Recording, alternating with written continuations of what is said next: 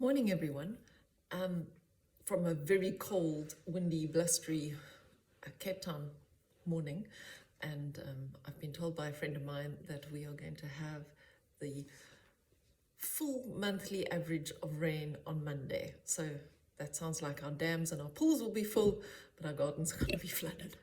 Anyway, so cold weather, cold, wet weather, that makes us all go light fires.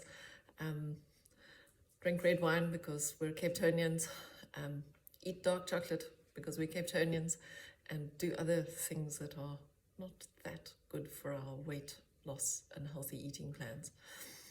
So I thought what we should do as a challenge for this week is to keep a week diary. So I'm going to try and keep one as well, and of course, as usual, I went on to Mrs. Google and checked her out to see what she said. And I came across a really nice website called familydoctor.org. And so I'm going to send you the Way Less weekly food diary. And I'm also going to send you this one, which comes from them. And what I like about this one is not only do you record all your food that you eat, but you also record things. It also has space. It's a daily report, so it's much more intensive work.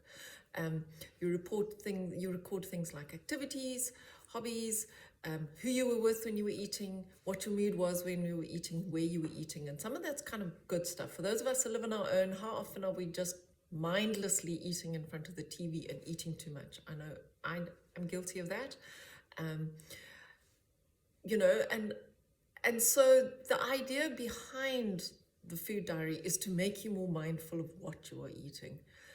I'm not going to police you, so don't cheat on what you write in the diary. Write everything.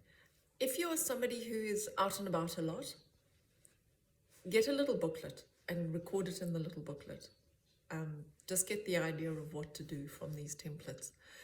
If you are somebody who stays at home and you're at home all day, it might be useful to stick it onto your fridge, because then every time you go into the kitchen to get something to put into your mouth, you can write it down. If you are out and about and having that illicit slice of cake or chips or something like that, guess what the portion size is, and just record. Just record. That's all it is. Just record. So you're going to write down everything you eat all day, okay, from when you wake up until you go to sleep. You're going to record the amount, okay, and remember everything that you drink as well. So when you're drinking those many cups of tea and coffee, as we all are at the moment because it's cold, write that down every time. And when you get to the end of the week, or even the end of the day, I'm sure you'll be able to look at it and go, oh dear, too much tea today. I thought I'd only cheated once, but actually I forgot about that other rusk that I had, and so on. And then the activity is going to be hard because it's cold and we don't like walking, but then Cape Town in winter, there's moments that are just absolutely glorious when the wind stops and the sun's out, and that's the perfect time to take yourself for a walk. Even if all you're doing is walking around the garden, take yourself out, walk for a little bit, okay? And remember, as I told you last week, 15 minutes after that guilty food is a good time to do it. Also, sort of reflect on things. What are the other things that are going on for you at that time?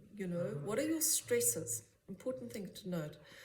And just try, just for this week, let's just try and see what makes us reach for the food, and what's going on around us, as well as, and what those triggers are, because we might be able to identify that actually, every time I come in from walking the dogs, the first thing I do is put the kettle on.